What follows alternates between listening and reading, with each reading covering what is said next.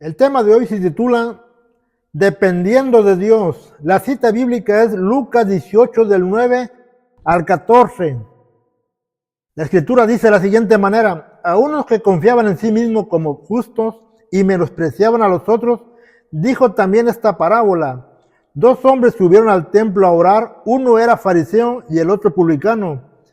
El fariseo, puesto en pie, oraba consigo mismo de esta manera: Dios, te doy gracias porque no soy como los otros hombres, ladrones, injustos, adúlteros, ni aun como este publicano.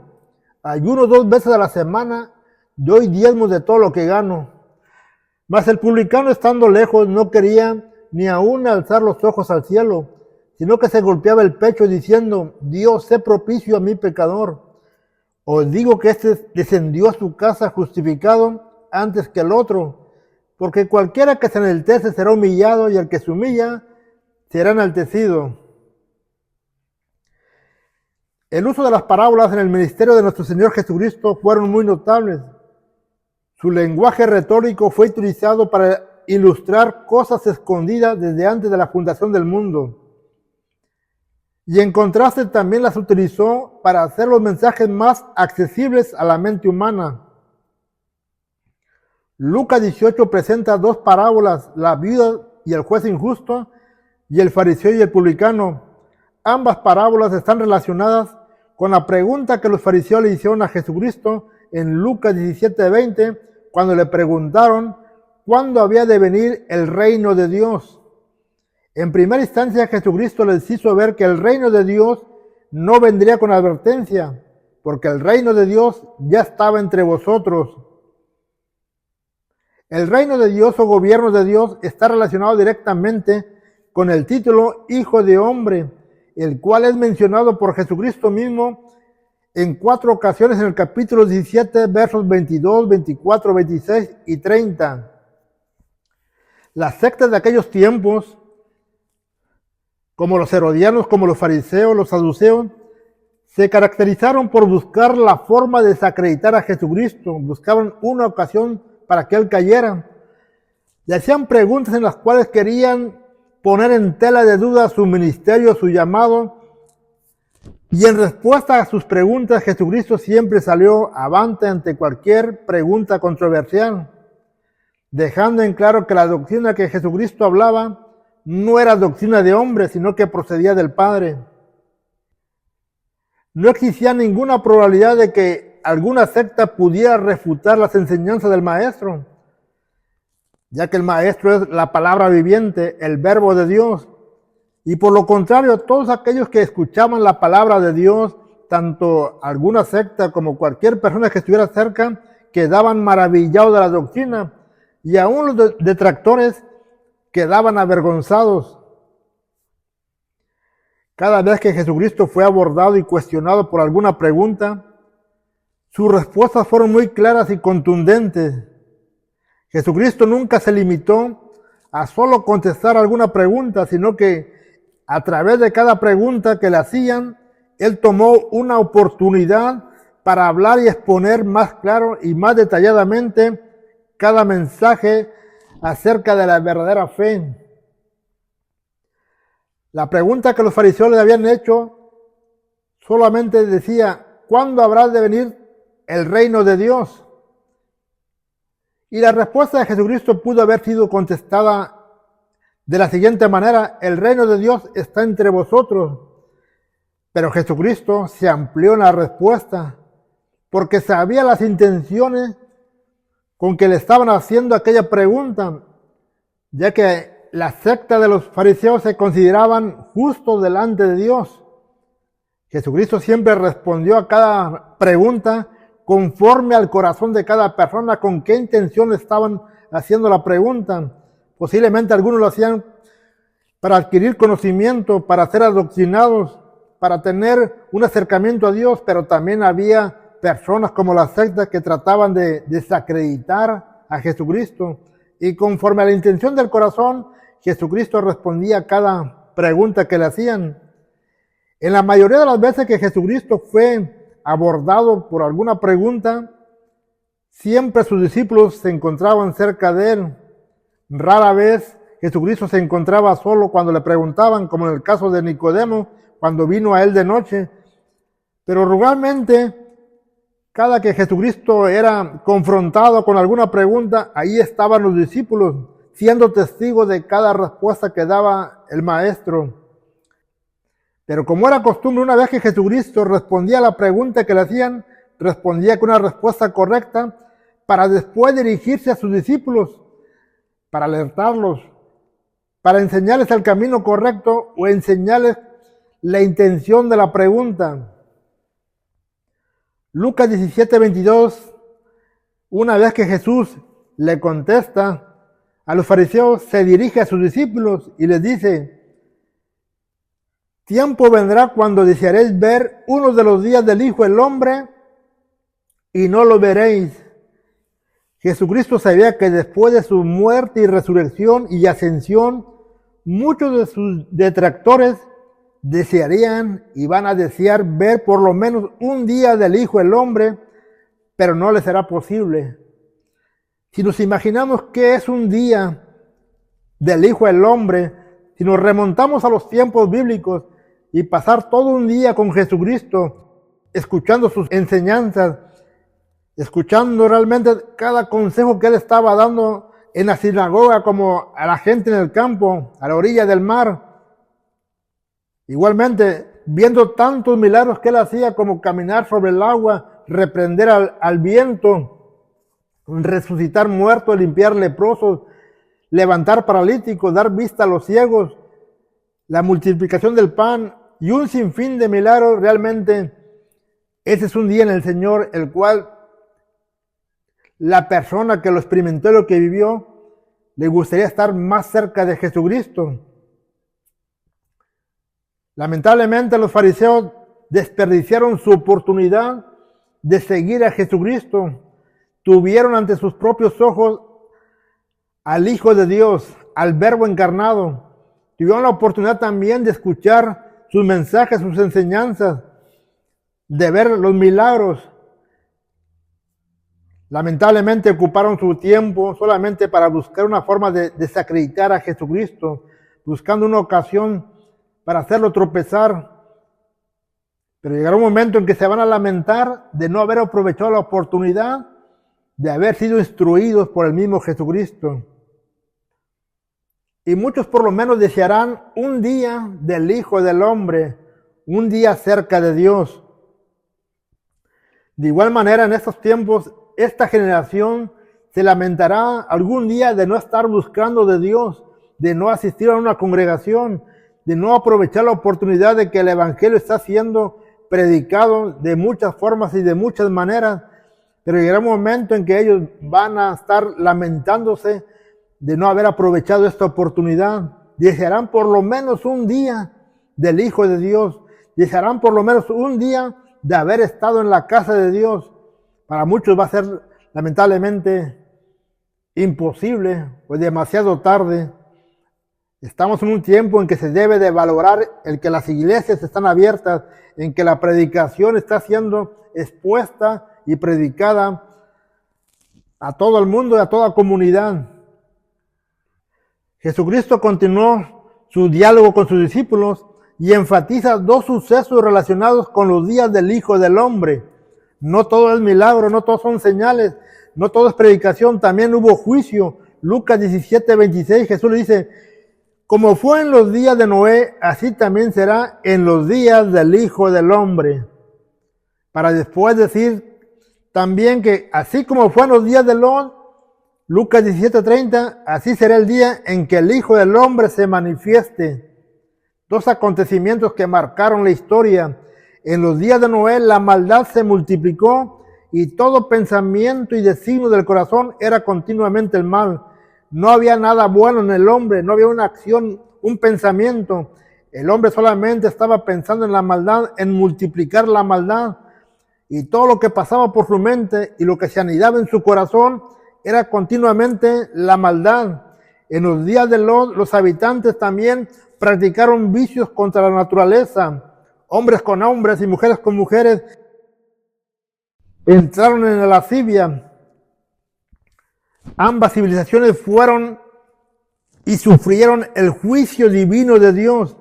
La civilización de los tiempos de Noé, al igual que todo el mundo, fue destruida por el diluvio. La civilización de los tiempos de Lot fue consumida por el fuego y reducida a cenizas. En el tiempo de Noé solamente su familia fue salva, los que entraron en el arca. En los tiempos de Lot, solamente la familia de Lot pudo haber salido de aquella ciudad. Ante tal advertencia que Jesucristo está diciendo, a la humanidad actual solo le resta depender de Dios y hacer la parte que nos corresponde. La parte de Dios ya está hecha. Jesucristo mismo vino a este mundo. Fue sacrificado para traer un plan de redención, para que el hombre entrara a la vida eterna, para que el hombre fuera perdonado y fuera salvo. Pero la parte del hombre es buscar a Dios, depender de Dios. Jesucristo mismo nos enseña en dónde inicia esa relación con Dios, cómo el hombre puede depender de Dios. Lucas 18 nos habla de la parábola de la viuda y el juez injusto. Y a través de esa parábola Jesús hace énfasis en la necesidad de orar. Y la oración es tan necesaria como el oxígeno y el alimento. Sin oxígeno y alimento no podemos sobrevivir. Sin la oración realmente estamos muertos, aún estando vivos. No hay una vida espiritual conectada con Dios. Es necesaria la oración. Si hay algo que todo creyente debe de tener y de practicar, es la oración. Cuando una persona ora, es señal de que dependemos de Dios. No podemos estar esperando a que una persona reciba una mala noticia, que le den una noticia de cáncer terminal, o que su vida esté al borde de la muerte, o que le ha pasado algo trágico para empezar a orar. Es tiempo de buscar a Dios con una acción de gracia, con una comunión, con una forma de relacionarse con Dios. No podemos estar esperando a que estemos atravesando un sinfín de problemas que no tienen salida para empezar a orar. La oración es una necesidad, es algo que cada creyente debe de tener, que la humanidad debe de entender que es la única forma que nos podemos relacionar con Dios, a través de la oración. Un creyente que no ora se está pronunciando como un autosuficiente, como alguien que depende de sí mismo. En la segunda ilustración, Jesucristo es muy directo y dice el motivo de la parábola y por quién la dijo. Lucas 18:9 nos dice el motivo. A unos que confiaban en sí mismos como justos y menospreciaban a los otros, dijo también esta parábola. El motivo de la parábola es porque los fariseos en ese momento se consideraban justos.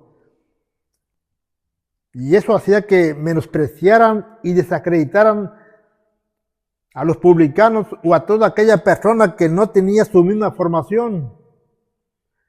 En la actualidad también existen creyentes que se consideran justos más que otros y llegan a menospreciar y desacreditar a las personas recién convertidas, a las personas que no tienen conocimiento. La antigüedad que una persona tenga como creyente no le da la autoridad de que menosprecie a un recién convertido.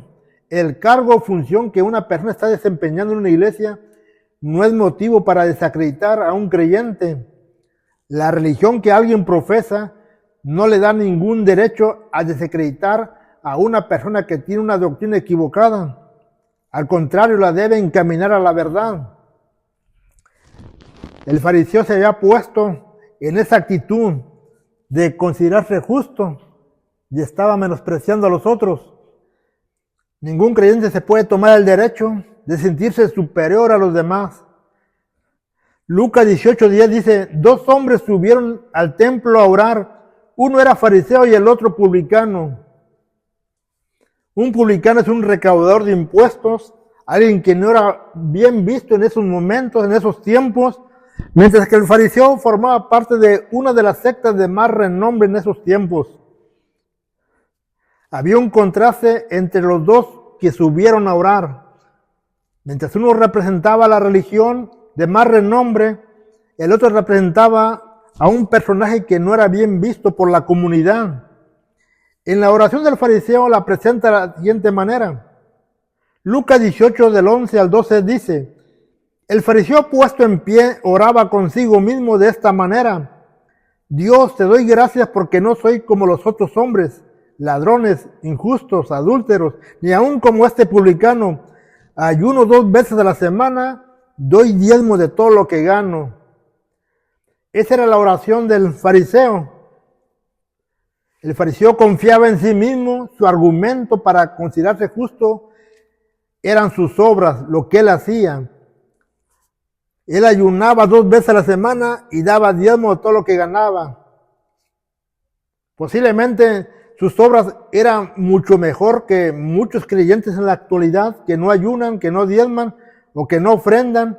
El fariseo por lo menos lo hacía. Pero eso no le daba ningún derecho a desacreditar al publicano. El fariseo estaba puesto en pie. No tenía humildad, no tenía reverencia. Su actitud era arrogante, altiva, seguro de sí mismo. Su apariencia espiritual que presentaba de ofrendar, diezmar, ayunar, cualquier tipo de obra que él hacía, se contradecía con su lenguaje corporal, ya que el lenguaje corporal transmite lo que realmente hay dentro de uno, y su lenguaje corporal era altivo, arrogante, una persona autodependiente. Estaba puesto en pie y oraba consigo mismo, no oraba para Dios. Y decía, te doy gracias porque no soy como los otros hombres. Se consideraba diferente, muy especial, muy justo. Pero no hay ningún argumento que autorice al hombre para que se presente altivo delante de Dios. No importa la función que una persona tenga, no importa el ministerio que un creyente esté desempeñando, no importa las miles de obras que pueda realizar un creyente, nada de eso nos da derecho a presentarnos altivos delante de Dios, mucho menos a despreciar a la congregación o a cualquier persona que viene a buscar de Dios. Su apariencia espiritual era un contraste realmente con su lenguaje corporal. Por otra parte, el publicano también levantó su oración.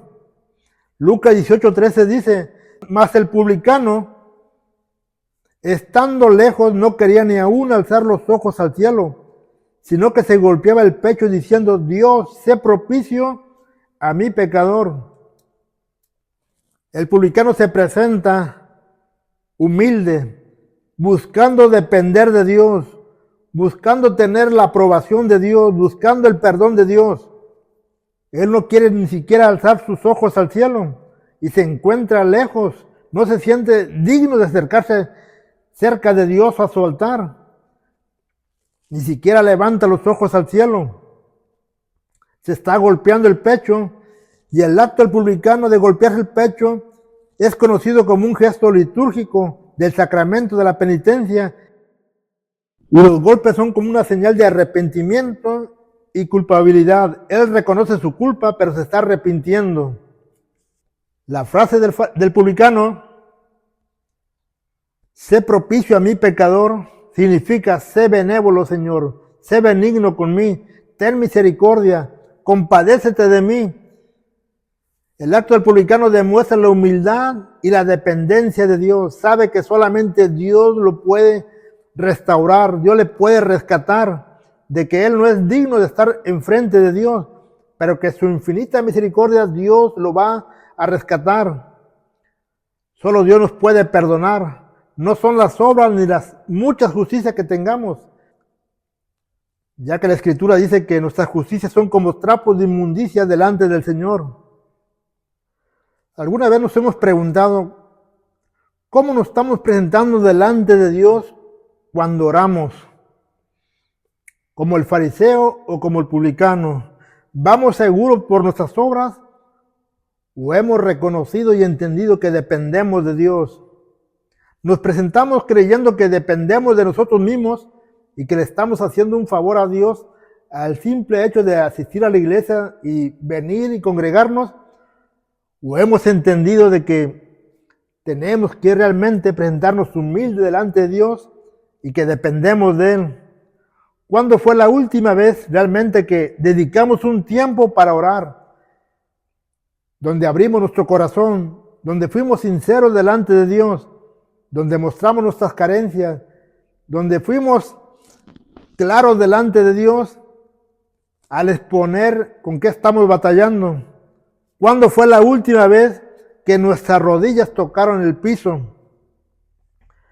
No podemos seguir dependiendo de nosotros mismos. No podemos tomar la actitud que tomó el fariseo. Debemos de entender que una actitud como el fariseo no es agradable delante de Dios. Ciertamente las obras son necesarias, pero no son el motivo principal para que seamos perdonados. Lucas 18:14 dice: os digo que éste descendió a su casa justificado antes que el otro, porque cualquiera que se enaltece será humillado, y el que se humilla será enaltecido. El publicano salió justificado de aquel lugar de oración. Su breve oración que salió de su corazón, de lo más profundo de su ser, donde fue sincero delante de Dios, posiblemente no una oratoria muy amplia, pero sí muy sincero, fue suficiente para ser justificado. Cuando venimos a la casa de Dios, debemos de asegurarnos de que antes de que salgamos por la puerta de donde entramos, hayamos dejado toda nuestra carga delante de Dios, todas nuestras inquietudes, todo aquello que nos asedia, todo aquello que nos estorba, y ser liberados y ser justificados. El Salmo 138:6 dice: porque Dios es excelso y atiende al humilde, mas al altivo mira de lejos. Dios como supremo rey es excelso, y Él solamente va a atender al humilde de corazón, mas toda persona altiva y arrogante, Dios la va a mirar de lejos. Vale más estar cerca de Dios de rodillas que de pie, pero muy lejos de Dios. La pregunta que nos haríamos es: ¿con qué personaje nos identificamos? ¿Con el fariseo o el publicano? ¿O nos sentimos como el publicano, pero actuamos como el fariseo? Debemos de tener claro nuestra postura delante de Dios, quiénes somos ante Dios, y conocer quién es Dios para nosotros. El creyente de la actualidad de este siglo está rodeado de muchos paradigmas que le impiden presentarse ante Dios correctamente. El creyente de este siglo actúa más como el fariseo debido a un sinfín de ideas que pasan por su mente. Muchos creyentes rechazan el llamado o la convocatoria al altar. Muchos traen en su mente frases como: yo oro mejor en mi casa, Dios donde quiera está, Dios sabe ya lo que yo necesito, o Dios me entiende. Algunos dicen: yo no necesito orar porque no quiero ser visto por nadie. Pero al final nos damos cuenta que los altares familiares y los altares de muchas iglesias están vacíos por una actitud incorrecta de no ser humilde delante de Dios. El pensar que a Dios le corresponde hacer todo el trabajo. El simple hecho de que Dios conoce todo no significa que nosotros no debemos de hacer nuestra parte. Hay una necesidad de orar siempre y no desmayar, sobre todo cuando nuestra vida depende de la oración, sobre todo cuando Jesucristo puede quitar la carga de nuestras vidas. Una actitud arrogante, altiva o muy conocedora no es lo correcto delante de Dios. Debemos de entender realmente que solamente a través de la humildad podemos llegar a la reverencia, a tener temor de Dios, y que la necesidad que tengamos realmente no sea motivo de solamente buscar a Dios en ese momento, sino que día tras día debe existir una comunión con Dios. Desde que nos levantamos en la acción de gracia por los alimentos que probamos a través del día, por las muchas bendiciones, y en los momentos difíciles, porque Dios aún ahí está socorriéndonos, ayudándonos y proviendo sobre todo tipo de necesidad. Tomemos una actitud como la del publicano, una persona que entendió que solamente el hombre puede ser salvado cuando dependemos de Dios, que solamente el hombre puede ser escuchado y socorrido cuando dependemos de Dios, y que no hay forma de que el hombre pueda actuar por sí mismo. El hombre necesita la dependencia de Dios. Bendiciones, hermanos. Dios me los bendiga.